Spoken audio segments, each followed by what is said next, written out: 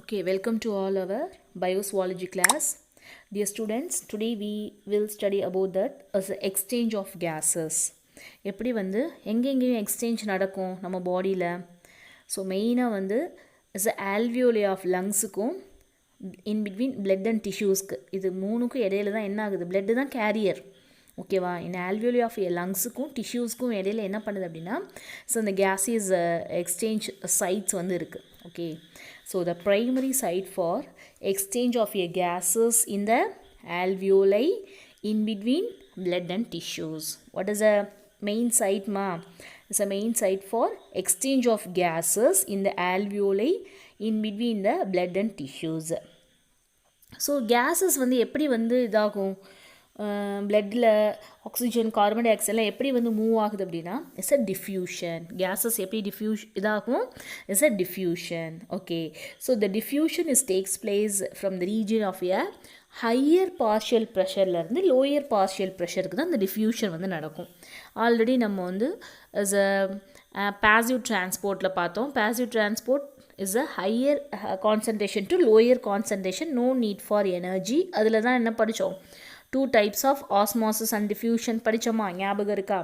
Okay, so the diffusion is always takes place in the higher partial pressure to the lower partial pressure. Okay, so நம்ம வந்து நம்ம லங்ஸுக்குள்ளே only oxygen and carbon dioxide மட்டும்தான் diffuse ஆகிட்டுருக்காப்பா? இல்லை.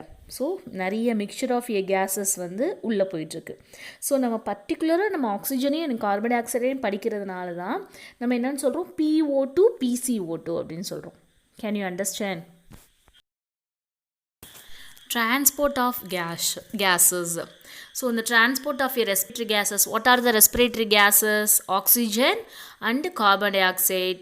Where it is transport ma? From the alveoli to the systemic tissue. Okay, அதுக்கப்புறம் இது வந்து systemic, from the systemic tissue to alveoli. இப்படி தான் வந்து exchange ஆயிட்டிருக்கு. Okay, so the transport of gases in 2 forms. One is the oxygen transport, another one is carbon dioxide transport. This is important 5 mark question ma. நல்லா learn பண்ணிங்கன்னா ஈஸியாக முடிச்சிடலாம். So the oxygen transport அப்படிங்கிறது இன்னும் 2 வேல நம்ம பாடியில் நடக்குது. ஒன்று வந்து பிளட் பிளாஸ்மா வந்து கேரி பண்ணுவாங்க, இன்னொன்று வந்து ஆக்சி ஹீமோக்ளோபின். ஹீமோக்ளோபின் இருக்கா, நம்ம ஹீமோக்ளோபின் வந்து என்னது, it's one of the pigment. நம்ம பிளட் கலரில் பிளட்டு வந்து இருக்குன்னா அதுக்கு என்ன காரணம், ஹீமோக்ளோபின். ஹீமோக்ளோபினில் ஹீமுங்கிறது என்னது, அயன். குளோபின்ங்கிறது என்னது, is a protein. Okay, so அந்த ஹீம் தான் இருக்குது பார்த்தீங்களா, ஹீமோக்ளோபின் இருக்குது. அந்த ஹீமில் தான் என்ன ஆகிட்டுருக்கு, நம்ம ஆக்சிஜன் பைண்ட் ஆகி ஒவ்வொரு டிஷ்யூக்கும் போக போகுது. அது எத்தனை பர்சன்டேஜ் எத்தனை ரேஷியோங்கிறத கிளியராக படிக்கிறத இந்த ஆக்சிஜன் டிரான்ஸ்போர்ட் அதில் நம்ம வந்து படிப்போம். Okay, so transport of oxygen in 2 way. ஒன்று வந்து பிளட் பிளாஸ்மா கேரி பண்ணும், அனதர் ஒன் இஸ் ஆர்பிசியில் இருக்கிற ஹீமோக்ளோபின் கேரி பண்ணும். அது வந்து ஆக்சிஜன் வந்து பைண்ட் ஆகிக்கிறதுனால தான் அதுக்கு பேர் என்னது, ஆக்சி ஹீமோக்ளோபின். கேன் யூ அண்டர்ஸ்டாண்ட்மா? ஓகே, இப்போ கார்பன் டை ஆக்சைடு டிரான்ஸ்போர்ட் ஆக போகுது. ஸோ இது இந்த 3 மார்க், இது வந்து அடிக்கடி 3 மார்க் கொஷின்ஸில் கேட்பாங்க. Transport of carbon dioxide 3 points இருக்கும். ஃபஸ்ட்டு வந்து கார்பானிக் ஆசிட் ஃபார்மில் கார்பன் டை ஆக்சைடு நம்ம பாடியிலேருந்து வெளியில் போகும். இன்னொன்று வந்து கார்பாமினோ ஹீமோக்ளோபின். இது வந்து இது வழியாக வந்து என்ன ஆகும், கார்பாமினோ ஹீமோக்ளோபின் என்ன, கார்பன் டை ஆக்சைடு ஹீமோக்ளோபினோட பைண்ட் ஆகுறது. ஆக்சிஜன் ஹீமோக்ளோபினோட பைண்ட் ஆச்சுன்னா oxyhaemoglobin, carbon dioxide ஹீமோக்ளோபினோட பைண்ட் ஆச்சுன்னா carbamino haemoglobin. And next is a bicarbonates. So இந்த 3 ஃபார்மில் தான் transport of carbon dioxide நம்ம பாடியில் நடக்குது. ஓகே, ஸோ இந்த 3 ஃபார்ம்ஸும் ரொம்ப ரொம்ப முக்கியமானதுப்பா. ஏன்னா இந்த carbon dioxide transport of carbon டை ஆக்சைடை வச்சு மெயினாக வந்து நீட் கொஷின்ஸில் இந்த சாப்டர்ஸ்லேருந்து தான் அதிகமாக ரெஸ்பிரேட்டரி சிஸ்டம்ஸில் கேட்குற expected questions every year. So அதனால் இந்த கான்செப்ட் நல்லா அண்டர்ஸ்டாண்ட் பண்ணிக்கோங்க. Transport of carbon dioxide அந்த 3 பாயிண்ட்ஸையுமே நல்லா அண்டர்ஸ்டாண்ட் பண்ணிக்கோங்க. அதை பற்றி தான் இந்த ஸ்லைடில் பார்க்க போகிறோம். Are you ready? Transport of oxygen எங்கேருந்து எங்கே நடக்கும், from the lungs of the alveoli. Next இந்த கேஸஸ் வந்து லங்ஸ்லேருந்து எங்கே வரும், என்டர்ஸ் த பிளட்டில் ரீச் ஆகி அதுக்கப்புறம் பிளட் வழியாக எங்கே ஆகும், போய் டிஷ்யூவில் போய் ரீச் பண்ணும். Okay, so oxygen transport is from lungs to the tissue. அப்படின்னா என்ன அர்த்தம், லங்ஸில் இருக்க ஆல்வியோலிருந்து நெக்ஸ்ட் எங்கே வரும், என்டர் ஆகும், பிளட்டுக்கு என்டர் ஆகி நெக்ஸ்ட் எங்கே போய் ரீச் ஆகும், டிஷ்யூஸில் ரீச் ஆகும். ஓகே, ஸோ இந்த transport of a carbon dioxide எங்கே இருக்கும்பா, ஃப்ரம் த டிஷ்யூ தான் என்ன பண்ணும், ஸோ மெட்டபாலைஸ் பண்ணி வேஸ்டான இந்த கார்பன் டை ஆக்சைடு எடுக்கும், அது enters the blood, next reach the alveoli. Okay, so transport of carbon dioxide in between tissue to the lungs. Oxygen is lungs to the tissue. Can you understand? Okay, I already said that ma என்ன சொல்லியிருக்கேன், transport of gases வந்து 2 வேல நம்ம பாடியில் என்ன ஆகுது, find ஆகுது, oxygen வந்து டிரான்ஸ்போர்ட் ஆகுது. ஒவ்வொரு டிஷ்யூஸ்க்கும் என்ன தேவை, ஆக்சிஜன் தேவை. சம்டைம்ஸ் நம்மலாம் வந்து கிளாஸில் நல்லா கவனிச்சுட்டே இருக்கப்ப நல்லா தான் கவனிச்சுட்டு இருப்போம், திடீர்னு நம்மளை அறியாமலே என்ன வந்துடும், தூக்கம்லாம் வரும் பார்த்தீங்களா, அது எதனாலப்பா, தூக்கம் வந்துடும். பட் ஆனால் நம்ம மனசு சொல்லும் கிளாஸை கவனிக்கணும்னு, பட் நம்மளுடைய பிரெயினோ நம்ம பாடி வந்து என்ன பண்ணாது, சப்போர்ட் பண்ணாது. அதுக்கு என்ன காரணம் அப்படின்னா, பிரெயினில் கிடைக்கிற ஆக்சிஜனோட சப்ளை கம்மியாக இருக்கும். ஓகே, சம்டைம்ஸ் வந்து நம்ம என்ன ஆயில் ஐட்டம் வந்து காலையில் சாப்பிட்ருவோம், அதிகமாக சாப்பிட்டோம்னா அன்றைக்கி ஃபுல்லாக வந்து ஒரு ட்ரௌசியாக தூக்கமாக வரும் பார்த்துருக்கீங்களா. ஸோ இதுக்கு என்ன காரணம், பிரெயினில் இருக்க டிஷ்யூக்கு ஆக்சிஜன் சப்ளை என்ன இருக்குது, கம்மியாக இருக்குது.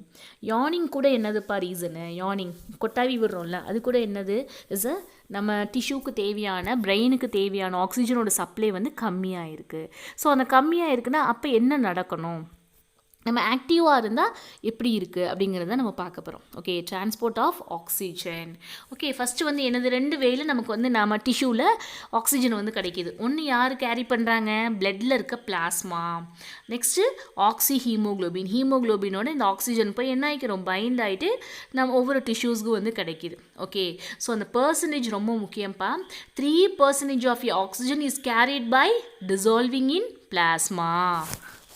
In second way, transport of oxygen is binding with the hemoglobin. So 97% of your oxygen என்ன ஆகுது, transported by hemoglobin. So hemoglobin ல red colored ion containing a pigment is called as the hemoglobin. இந்த picture பாருங்க. So இந்த பிக்சர்ஸில் RBC, so இந்த ஆர்பிசிக்குள்ளே oxygen from the லங்ஸ்லேருந்து வந்து என்ன ஆகுது, உள்ளே போயிட்டுருக்கு. அதே டைமிங்கில் ஆக்சிஜன் டு டிஷ்யூஸ்க்கு இந்த ஆர்பிசி தான் என்ன பண்ணுது, கேரியும் பண்ணி டிஷ்யூஸ்க்கு சப்ளை பண்ணுது. ஓகே, ஸோ இது வந்து ஹீமோட யூனிட் கொடுத்துருக்கேன், எப்படி வந்து ஹீமில் இருக்கிற அந்த காம்போனண்ட்டோட ஆக்சிஜன் வந்து பைண்ட் ஆகுது. ஓகே, ஸோ ரெட் பிளட் செல்ஸில் ஹீமோக்ளோபினில் என்ன இருக்குது, இந்த ஹீமோட ஆக்சிஜன் வந்து பைண்ட் ஆகி இப்படி தான் நமக்கு என்ன ஆகுது, ஒவ்வொரு டிஷ்யூஸ்க்கும் தேவையான ஆக்சிஜன்ஸ் வந்து கிடைக்கிது. Can you understand? I repeat மா. So the transport of oxygen in to reach the tissues in a 2 way. So 3% வந்து த்ரூ த பிளட் பிளாஸ்மா வழியாக என்ன ஆயிடுது, ஆக்சிஜன் நமக்கு கிடைச்சிடுது, பிளட்டில் இருக்க பிளாஸ்மா வந்து கேரி பண்ணிடுது. பட் யார் அதிகமாக வேலை பார்க்குறா இஸ் அ ஆர்பிசி. 97% வந்து என்ன ஆகுது, ஆக்சிஜன் ஹீமோக்ளோபினோட பைண்ட் ஆகி அது போய் என்ன ஆகுது, டிஷ்யூவை போய் ரீச் பண்ணுது. Okay, so in this 2 way we are getting a oxygen. Okay, okay, second ஃபார்மை கிளியராக சொல்லியிருக்கோம். as hemoglobin, the oxygen is binds with hemoglobin in a reversible manner. reversible mannerனா என்னப்பா, ஆக்சி ஹீமோக்ளோபினை நம்ம என்ன பண்ணலாம், ஹீமோக்ளோபின் அண்ட் ஆக்சிஜன் அப்படின்னு சொல்லிட்டு செப்பரேட் பண்ணலாம். அதுக்கு பேர் தான் என்னது, reversible form. So this type of reversible form of trans is called as the oxygenation. Okay, ஹீமோக்ளோபினில் இருக்க 4 ஹீமோக்ளோபின் மாலிகுல்ஸ் வந்து, அதாவது ஹீமில் 4னா என்னது, ஹீமோக்ளோபினில் இருக்க ions. Okay, 4% of ions is bind with oxygen. Okay, so அதான் என்னது, Hp4OH, அதுக்கு பேர் தான் என்னது, ஆக்சி ஹீமோக்ளோபின். நல்லா கவனிங்க, ஒரு ஹீமோக்ளோபினும் ஆக்சிஜனும் ஓகே எங்கே இருக்குது, இவங்க வந்து பிளட்டில் தான் இருக்காங்க. இப்போ இவங்களுக்கு வந்து லங்ஸுக்குள்ளே ரீச் ஆகணும்னா ஆக்சிஜனோட லெவல் லங்ஸில் எப்படி இருக்கும், பார்ஷியல் லெவல் ஆஃப் ஆக்சிஜன் வந்து ஹையாக இருக்கும். அதே நேரத்தில் PCO2 லெவல் எவ்வளோ, partial carbon di oxide level வந்து லோவாக இருக்கும். ஸோ இந்த டைமிங்கில் டிஷ்யூஸ் எப்படி இருக்கும், டிஷ்யூஸில் ஆக்சிஜன் லோவாகவும் கார்பன் டை ஆக்சைடு ஹையாகவும் இருக்கும். So in this way the oxy haemoglobin it will be transport to reach the tissues is differentiate about the high and low of this partial pressures. Okay, can you அண்டர்ஸ்டாண்ட்மா? ஒன்றும் இல்லை, இதில் என்ன கான்செப்ட்னா ஹீமோக்ளோபினோட oxygen போய் bind ஆகுது. It's one of the reversible form. Okay, அப்போ நமக்கு ரிவர்சபிள் ஃபார்மில் என்ன கிடைக்கிது? It's forming a oxyhaemoglobin. அப்போ ஆக்சி ஹீமோக்ளோபினை நம்ம பிரிக்கலாமா? பிரிக்கலாம். ஹீமோக்ளோபினாவும் ஆக்சிஜனாகவும் பிரிக்கலாம். ஸோ அப்போ லங்ஸில் இருக்கிறப்ப அதனுடைய ப்ரெஷர்ஸ் எப்படி இருக்குது, டிஷ்யூஸில் எவ்வளோ இருக்குது ப்ரெஷர்ஸ், அது மட்டும் நோட் பண்ணிக்கோங்க. Okay, this is the factors of transport of oxygen. So இப்போ ஆக்சிஹீமோக்ளோபினில் ஆக்சிஜன் வந்து பைண்ட் ஆகுது, ஹீமோக்ளோபினோட பைண்ட் ஆகிறப்ப அந்த PgO2, PO2 and H+ ions concentration and temperature, so இதெல்லாம் வந்து இந்த 4 ஃபேக்டர்ஸும் ஹெல்ப் பண்ணுது. ஓகே, ஸோ இந்த 4 ஃபேக்டர்ஸோடைய லெவல் ஆல்வியோலில் எப்படி இருக்கும், டிஷ்யூவில் எப்படி இருக்கும்னு நம்ம பார்க்கணும். ஓகே, ஸோ இன் ஆல்வியோலில் there is a high oxygen pressure but lower carbon dioxide. எப்பயுமே ஆல்வியோலில் யார் தான் அதிகமாக இருப்பாங்க? ஆக்சிஜன் தான் அதிகமாக இருப்பாங்க, கார்பன் டை ஆக்சைடு லோவாக இருப்பாங்க. ஸோ அப்போ H+ அயான் கான்சன்ட்ரேஷனும் டெம்பரேச்சரும் எப்படி தான் இருக்கும்? லோயர் தான் இருக்கும். சரியா? So these factors is favor the formation of a oxyhemoglobin. So இந்த மாதிரி factors எப்போ இருக்கோ அப்போ தான் என்ன ஆகும்? ஹச்பியும் ஆக்சிஜனும் சேர்ந்து ஆக்சிஹீமோக்ளோபினாக மாறுவாங்க. ஓகே, ஸோ இது அப்படி ரிவர்சபிள் மேனராக மாறிச்சுன்னா என்னப்பா ஆகும்? அதை தான் நெக்ஸ்ட் ஸ்லைடில் பார்க்க போகிறோம். Can you understand? இந்த ஸ்லைட்ஸ் புரியுதா? What are the 4 factors is transport of oxygen? ஆக்சிஜனாக இருந்தாலும் சரி, கார்பன் டை ஆக்சைடாக இருந்தாலும் சரி, எந்த ஒரு கேஸாக இருந்தாலும் இந்த 4 ஃபேக்டர்ஸ் தான் வந்து டிட்டர்மைன் பண்ணுது. ஓகே, ஸோ அப்போ ஆக்சிஹீமோக்ளோபின்னா அது வந்து ஆல்வியோலில் இருக்கும். ஆல்வியோலில் நமக்கு வந்து டிஷ்யூஸ்க்கு ஆல்வியோலிலேருந்து டிஷ்யூஸ்க்கு ஆக்சிஹீமோக்ளோபின் கிடைக்கணும்னா PO2 லெவல் ஹையாக தான் இருக்கும், மற்ற எல்லா லெவலுமே எப்படி இருக்கும்? லோயராக இருக்கும். So these are the factors is favour for the formation of a oxyhaemoglobin. This is the second factor in tissues. So oxyhaemoglobin இருக்கப்போ இன் டிஷ்யூஸில் எப்படி அதனுடைய ஃபேக்டர்ஸோடைய லெவல் வந்து எப்படி இருக்கும்? ஸோ அந்த மாதிரி இருந்துச்சுன்னா அங்கே வந்து என்ன மேனரில் இருக்கும்? ஆக்சிஜன் அசோசியேஷன் நடக்குமா இல்லை டிசோசியேஷன் நடக்குமா? அதை தான் இதில் வந்து பார்க்க போகிறோம். ஓகே, ஸோ இன் டிஷ்யூஸில் யார் அதிகமாக இருப்பா? PCO2 அதிகமாக இருப்பாங்க. அப்போ PO2ஓட லெவல் எப்படி இருக்கும்? லோயராக இருக்கும். ஸோ அதே டைமிங்கில் அயான் கான்சன்ட்ரேஷன், டெம்பரேச்சர் எல்லாமே இன்க்ரீஸ் ஆகுறதுனால நமக்கு என்ன ஆயிடுது? ஆக்சிஹீமோக்ளோபின் டிசோசியேட் ஆகி எதை ரிலீஸ் பண்ணிடுது? ஆக்சிஜனை ரிலீஸ் பண்ணிடுது. ஸோ அப்போ இதில் என்ன ஆகாது? ஆக்சிஹீமோக்ளோபினாக இருந்தாலும் ஹீமோக்ளோபின் தனியாக, ஆக்சிஜன் தனியாக கிடைக்கும்.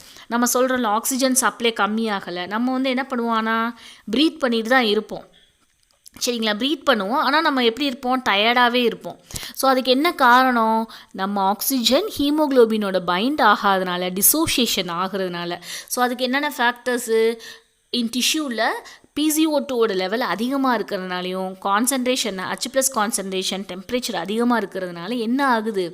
ஆக்சிஜனும் ஹீமோக்ளோபினும் பைண்ட் ஆகாமல் டிசோசியேஷன் நடக்கிறதுனால நமக்கு பிரெயினுக்கு தேவையான சப்ளை கிடைக்கல. சரிங்களா? அதனால தான் நம்ம என்ன ஆயிரும்? லைவாக இருக்கிறோம், பட் லைவாக இருக்கிறப்பயே நம்மளால் என்ன பண்ண முடியல? ஒரு விஷயத்தில் கான்சன்ட்ரேட் பண்ண முடியாமல் அந்த ஸ்லீப்பினஸ் வர்றதுக்கான ரீசன் இதுதான். கேன் யூ அண்டர்ஸ்டாண்ட்ப்பா? Okay, every 100 ml of your oxygenated blood can deliver the 5 ml of oxygen to the tissues. நம்ம 100 ml deoxygenated blood வருது, oxygenated blood வருது, பியூரிஃபை ஆகி லங்ஸில் இருக்க ஆல்வியோலிலேருந்து வருது அப்படின்னா அதில் 5 ml of your oxygen blood எங்கே போயிடும்? to the tissues under the normal physiological conditions. இது ஒரு one of the 1 mark question, note பண்ணிக்கோங்க. Okay, okay, this slide is indicate the association and dissociation curve.